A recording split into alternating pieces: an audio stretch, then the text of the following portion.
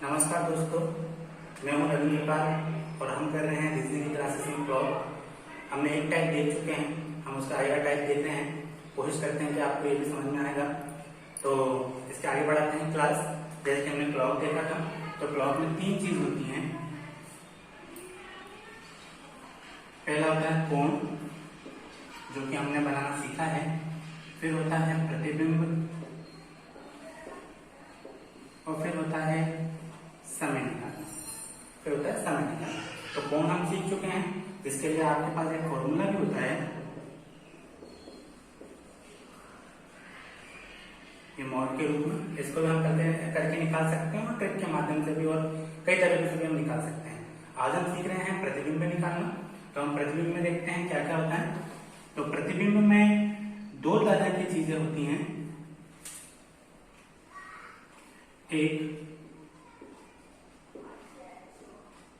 लंबवत होता है, या फिर हम इसे बोल सकते हैं ऊर्ध्वाधर भी बोल सकते हैं। एक होता है क्षैतिज, यानी कि इसे हम जल प्रतिबिंब या वाटर इमेज भी बोलते हैं। तो हम आज इन दोनों को देखते हैं और इसके साथ ही कुछ और भी अच्छे कुछ सवाल इनको बनाकर यहाँ लगाते हैं, जैसे कि आपको पता ही है सब। तो पहले हम देखते हैं ऊर्ध्वाधर में। तो ऊर्ध्वाधर जो प्रतिबिंब होता है, इसमें दर्पण रखा होता है ठीक इसके सामने। यानी कि सवाल ऐसा आता है कि यदि किसी घड़ी में 2:40 हो रहे हैं और ठीक उसके सामने एक दर्पण रखा हुआ है, ठीक उसके सामने एक दर्पण रखा हुआ है, तो बताइए कि उस दर्पण में क्या प्रतिबिंब हो रहा होगा। तो ये हमसे पूछा जाता है। इस तरह की चीजों के लिए सामान्य से एक छोटी सी ट्रिक है, जिसके माध्यम से हम उस सवाल को कर सकते हैं। जैसे कि पहले हम लंबवत वाला देख लेते हैं। तो लंबवत में होता है ठीक घड़ी के सामने रखा हुआ होता है, सामने रखा होता है दर्पण। और यदि हम क्षैतिज की बात करें तो क्षैतिज में दर्पण यहाँ रखा होता है, ठीक इसके नीचे, और ऊर्ध्वाधर में ठीक सामने। तो देखते हैं, जैसे कि मान लीजिए अभी हम पहला लंबवत वाला देखते हैं। तो पहला सवाल मान लीजिए ऐसा आता है कि यदि किसी घड़ी में 2:40 हो रहे हैं, तो दर्पण में यदि ऐसा कुछ भी नहीं बोला है कि क्षैतिज रखा है या ऊर्ध्वाधर रखा है, तो आप मान के चलिए कि ये दर्पण जो है वो सामने, यानी कि लंबवत में रखा हुआ है। यदि वो ऐसा बोलता है कि किसी घड़ी में 2:40 हो रहे हैं, तो बताएं कि प्रतिबिंब में कितना दिख रहा होगा आपको। तो इस तरह के सवालों को हम करने के लिए हम इसको हमेशा 11:60 में से घटा देते हैं।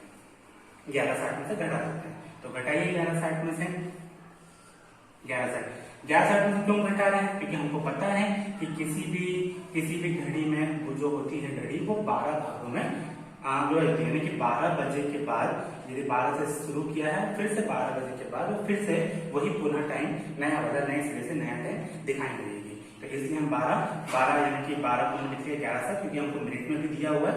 तो हमने 12 को 11:60 में बना लिया। अब हम 11:60 में से 2:40 घटाएंगे। तो चलिए घटाकर देखते हैं।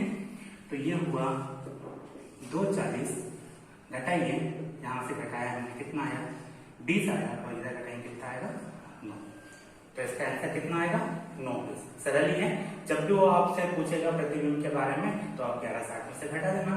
तो एक सवाल है, और भी करके देखते हैं। जैसे कि दूसरा सवाल लेते हैं हम 3:20। तो 3:20, यानी कि फिर से अभी हम कर रहे हैं लंबवत वाला। तो हमको घटाना है 11:60 में से। तो 11:60 में से घटा देते हैं हम,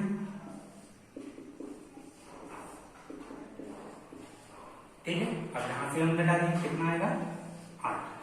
11 में 3 कितना गया 8, कितना आया 8:40 आया। इसी तरह हम और एक सवाल करके देखते हैं। एक सवाल हम देखते हैं।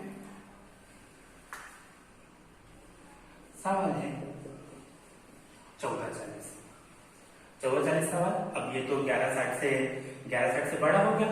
तो इस तरह के सवालों में यदि हमारा टाइम 11 से ऊपर चला जा रहा है, 11 से ऊपर चला जा रहा है, तो हमें पता है 11:40 यानी कि रेलवे की घड़ी के हिसाब से, क्योंकि रेलवे की घड़ी में 13 भी बजते हैं, 14 भी बजते हैं, 15, 16, 17, 18, 19, तो इस तरह के लिए हमें पता है कि रेलवे की घड़ी में 24 ही बजते हैं, यानी कि वो बोल रहा है 24 ही बजते हैं, 24 को लिख सकते हैं कितना, 23:60। 23:60 जैसे कि हमने 12 से छोटे वाले को हमने 11:60 में से घटाया, तो यानी कि 12 से ज्यादा वाले को हम 23:60 में से घटा देंगे। 23:60 मतलब 24 ही होता है, तो अब 23:60 में से घटा देते हैं इसको, कोई इसमें दिक्कत नहीं है। ठीक है, अब यहाँ से हम इसको घटा कर देखते हैं, जितना भी आता है तो घटा कर देखते हैं। यहाँ से यहाँ पर आएगा 20 और यहाँ से घटाएंगे हम इसको घटाएंगे तो कितना आएगा, 9, यानी कि 9:20 आपको प्रतिबिंब दिखाई देगा। कैसे ही है, तो इस तरह से इसके माध्यम से आप सारे सवाल कर सकते हैं। चलिए, यदि इसमें देखते हैं कि यदि इसने पैटर्न और चेंज कर दिया, यानी कि कुछ नई बात करने की कोशिश कर रहा है, तो नई बात में वो क्या पूछ सकता है, वो तरीका भी देख लीजिए। वो ऐसा बोलता है आपसे कि ये घड़ी है, ये घड़ी है 12, 1, 2, 3, 4, 5, 6, 7, 8, 9, 10, 11, ये हमारी सामान्य घड़ी है। वो आपसे ये बोलता है कि अभी घड़ी 12 घंटे नहीं 10 घंटे बजाएगी। जो नई घड़ी जो बनाकर दे रहा है वो बोल रहा है कि 10 घंटे बजाएगी, और ये भी बोल रहा है कि अब घड़ी हर घंटे में 60 मिनट नहीं 40 मिनट का समय होगा। सवाल फिर से देखिए, घड़ी 12 घंटे की नहीं, अब टोटल 10 घंटे की होगी घड़ी। ये 12 घंटे की नहीं होके 10 घंटे की घड़ी होगी, और अब 1 घंटे में 60 मिनट नहीं, अब कितना होगा, 40 मिनट होगा। तो इस तरह की उसने एक कंडीशन रख दी, वो कंडीशन कुछ भी रह सकता है, कोई दिक्कत नहीं है। 12 घंटे नहीं 10 घंटे का अब पूरा समय होगा, 60 मिनट नहीं 40 मिनट का समय होगा। तो वो बोलता है कि देखिए, यदि आपकी घड़ी में 3:20 हो रहा है, और हम लंबवत की बात ही कर रहे हैं, यदि 3:20 हो रहा है, तो बताइए अब प्रतिबिंब क्या बनेगा। तो देखिए, अभी तक तो हम इसको 11:60 से घटाते थे, क्योंकि हमारे पास 12 घंटे का समय था। अभी हमारे पास 12 घंटे का समय नहीं है, हमारे पास समय कितना है, 10 घंटे का। कितने का, 10 घंटे का। अब 10 घंटे का समय, और पहले हमारे पास 60 मिनट का समय हुआ करता था, अभी कितने मिनट का है, 40 मिनट का समय। कितने मिनट का है, 40 मिनट का। ठीक है, तो देखिए हमारे पास टोटल 10 घंटे हैं, और 40 मिनट में तो हम चल सकते हैं 9:40। 9:60 क्यों नहीं लिखा, क्योंकि अभी हमारे पास मिनट कितने का है, यहाँ पर 40 मिनट का है। यदि पूरे 10 घंटे और 60 मिनट की बात करते तो हम यहाँ पर लिखते हैं 9:60। क्या ठीक है, तो हम यहाँ पर लिख रहे हैं 9:40, तो 9:40 लिख रहे हैं। अब इस 9:40 को 3:20 में से अपन घटा देंगे, 9:40 को 3:20 में घटा देंगे, तो कितना आएगा, 6:20। कितना आ रहा है, 6:20। क्या समझ में आ रहा है। ठीक है, एक टाइप और ऐसे चेंज करते हैं। यदि आपको ये वाला तरीका आया होगा तो इसी तरीके से एक सवाल और करके देखते हैं।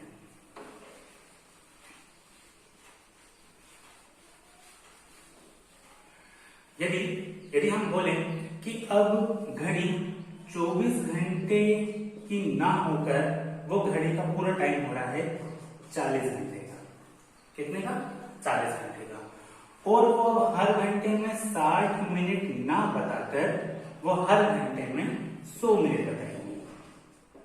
कितना बताएगी, 100 मिनट। अभी हमारे पास 40 घंटे का होगा, पहले 24 घंटे का होता है। हमको पता है जो नॉर्मल घड़ी होती है वो 24 घंटे पूरे एक दिन में बताती है, ये बोला 24 घंटे में 40 घंटे बताएगी, ये 60 मिनट में 100 मिनट बताएगी।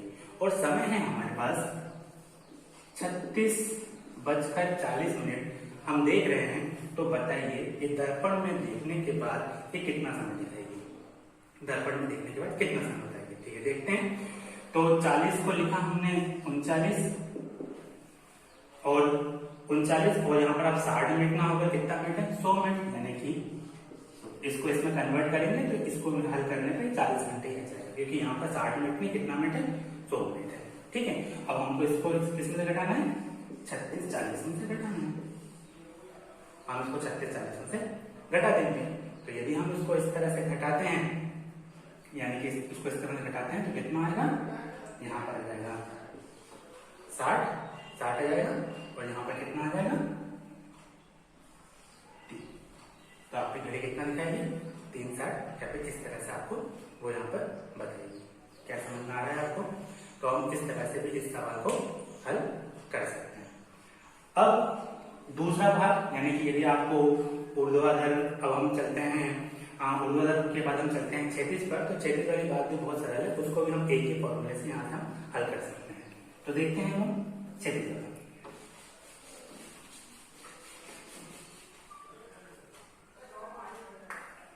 मान लीजिए कोई घड़ी है, और यदि क्षैतिज की बात किया है, यदि वो क्षैतिज की बात कर रहा है, तो यहाँ पे दर्पण इस तरह से रखा होगा या फिर इस तरह से रखा होगा, यानी कि ठीक इसके नीचे, यानी कि इस बॉर्डर में, यानी कि जल में क्या प्रतिबिंब बनेगा। फिर दर्पण इस तरह से रखा हुआ है तो क्या प्रतिबिंब बनेगा। तो इस तरह के सवालों को करने के लिए हम उस समय को, उस वास्तविक समय को 18:30 या फिर 17:90 में से यदि हम घटा देंगे तो हमें यहाँ पे उसका उत्तर प्राप्त हो जाएगा। 18:30 को ही 17:90 कह रहे हैं। यदि ये 1 घंटे का 1 मिनट का है, यदि अपना 1 घंटा इसको देगा, यानी कि पूरे 60 मिनट इसको देगा, तो यहाँ पे बचेगा 17 और ये हो जाएगा 90। चलिए करके देखते हैं कुछ सवाल। जैसे कि सवाल है 8:20 हो रहा है। 8:20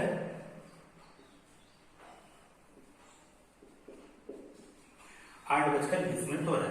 तो 8:20 हो रहा है, और ये बात कर रहा है क्षैतिज की, यानी कि वो बोलेगा आपसे कि क्षैतिज में देखने पर या फिर जल में देखने पर क्या प्रतिबिंब बनेगा, वो आपसे तो पूछेगा।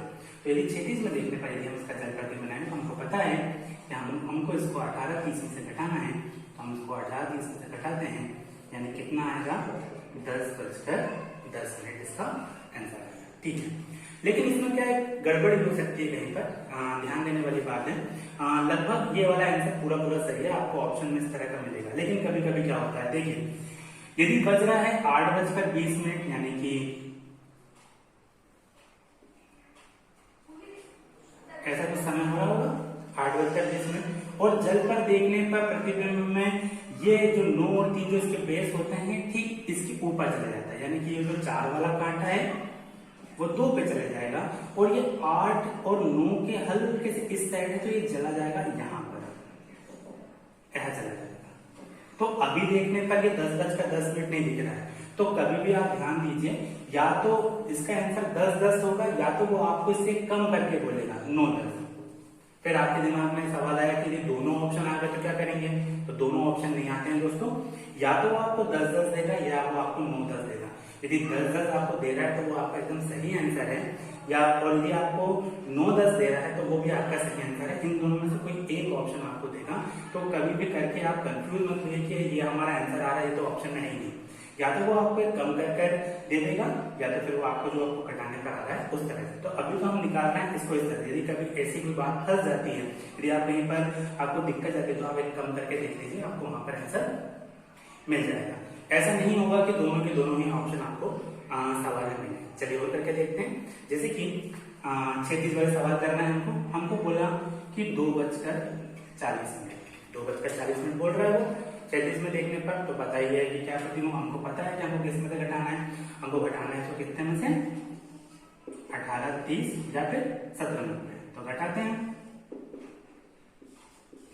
देखिए अब ये 30 और 40 में से तो घटेगा नहीं, तो यानी कि घंटे वाला जो है वो अपना 60 मिनट को उधार दे देगा। तो ये इसको जब उधार देगा तो इसके पास कितने हो जाएंगे, 30 तो नहीं 60 हो जाएंगे, उसके बाद कितने हो जाएंगे 90, क्योंकि 60 इसने इसको दे दिया। अब इसके बाद कितने बचे 17। अब 90 में 40 घटाइए, कितना आएगा 50। कितना आएगा 50। अब यहाँ पे 17 में से 2 घटा देंगे, कितना आ जाएगा 15। और 15 मतलब कितने बचते हैं 3 बचते हैं। 15 मतलब कितने बचते हैं 3। 12 के बाद 1 13 2 14 3 15, यानी कि 3:50 आपको जवाब मिलेगा। चलिए एक और करके देखते हैं हम इसी तरह का सवाल। जैसे कि सवाल पूछ रहा है वो आपसे कि हो रहा है मान लीजिए 11:25, कुछ भी ले सकते हैं आप। 11-25, अब 11-25 यानी कि 18-30 में से 11-25 हम घटा कर देखते हैं तो कितना आएगा, यहाँ तो बचेगा 5 और यहाँ पे कितना आएगा 7, यानी कि 7:05 यानी कि 7:05 प्रतिबिंब बन रहा होगा। एक और करके देखते हैं इसी में, जैसे कि 9:15 यानी कि 9:15 होगा, तो हमको जल प्रतिबिंब देखना है, जल प्रतिबिंब ठीक है। 18-30 9:15 यहाँ से घटाएंगे कितना आएगा, 15 आएगा, कितना आएगा, यानी कि 9:15 का 36 देखने पर, 36 में प्रतिबिंब देखने पर कितना आता है, 9:15 आता है। उम्मीद है कि आपको ये बन गया होगा। अब इसमें एक पैटर्न और देख लेते हैं, थोड़ा सा अलग टाइप का है, वो भी हम देख लेते हैं यहाँ पर। तो देखते हैं सवाल ये, ध्यान से सुनिएगा। सवाल ये है कि मोहन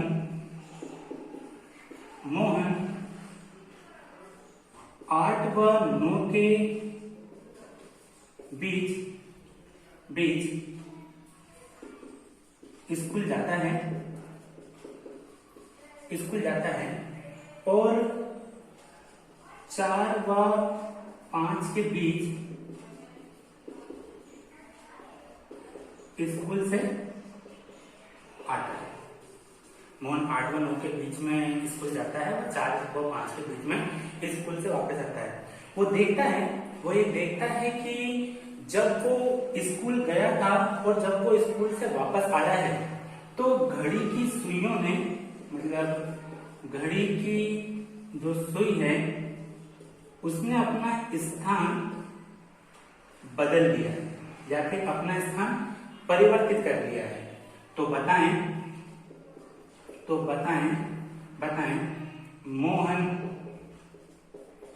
कितने बजे स्कूल गया या फिर कितने बजे स्कूल से वापस आया। दोनों सवाल पूछ सकता है वो आपसे। कैसे देखते हैं, मोहन 8 से 9 के बीच में स्कूल गया, 4 से 5 के बीच में स्कूल से वापस आया, घड़ी की सुइयों ने अपना स्थान बदल लिया। तो मोहन कितने बजे स्कूल से वापस आया। क्या ठीक है? तो देखिए सवाल आपने देख ही लिया होगा, तो मैं सवाल यहाँ से मिटा दे रहा हूं। और इसके लिए इस तरह के पैटर्न के लिए सिंपल सा फॉर्मूला होता है, यानी कि 60/13 इंटू में समय। चलिए बात करते हैं। वो 8 से 9 के बीच में स्कूल गया, 4 से 5 के बीच में वो वापस आया, यानी कि 8 से 9 के बीच में गया, 4 से 5 के बीच में वापस आया। तो जब वापस आया और जब वो गया था तो उसने देखा कि घड़ी की सुइयों ने अपना स्थान बदल दिया। एक हम मोटा हिसाब लगाते हैं। मान लीजिए वो कांटा 8 पर होगा और 8:20 हो रहे होंगे, हम एक अंदाजा लगा रहे हैं। और जब वो आया होगा तो ये वाला कांटा यहाँ चला गया और ये वाला कांटा यहाँ पर आ गया, यानी कि 4:40 के आसपास हो रहा होगा। ये तो एक हम अंदाजा लगा रहे हैं। ऑप्शन देखकर हम एक अंदाजा लगा रहे हैं कि क्या टाइम हुआ हो कि घड़ी की सुइयों ने अपना स्थान बदल दिया। 8 से 9 के बीच, यानी कि 8 से 9 के बीच 8, 5, 8, 10, 8, 15, 8, 20, 8, 25 कुछ भी हो सकता है। और 4 से 5 के बीच में 4, 5, 4, 40, 4, 35 कुछ भी हो सकता है। तो दो तरह की चीज हो सकती है। तो यहाँ पर इस तरह में सवाल में देखने का ये है कि 8 का संबंध, 8 और 9 लिखा, 4 और 5 लिखा था। 8 का संबंध हमेशा 5 से होता है, 4 का संबंध हमेशा 9 से होता है। ठीक है, तो अभी हम निकाल रहे हैं कि वो कितने बजे स्कूल गया था, जाने का समय निकाल रहे हैं।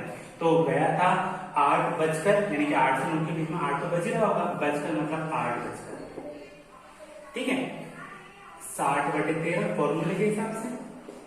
समय यानी कि 8 का संबंध किससे है, 5 से, ये लिख लिया 5। तो 8 तो वैसे का वैसे हल करिए, इसका इसमें गुणा कर दीजिए 300/13, काट दीजिए इसको, 300/13 को आप काट दीजिए। तो काटते हैं, यदि पूरा समय 13 दूनी 26, 4 बज गया, यानी कि यह हो गया है 40, फिर 13 3 39, 1 बज गया, यानी 8:23 सही 1/13 पर वो स्कूल गया था। यदि मैं इसी में बोलूं कि वो कितने बजे स्कूल से वापस आया, कितने बजे स्कूल से वापस आया, तो ठीक है, फॉर्मूला ऐसे का ऐसे ही।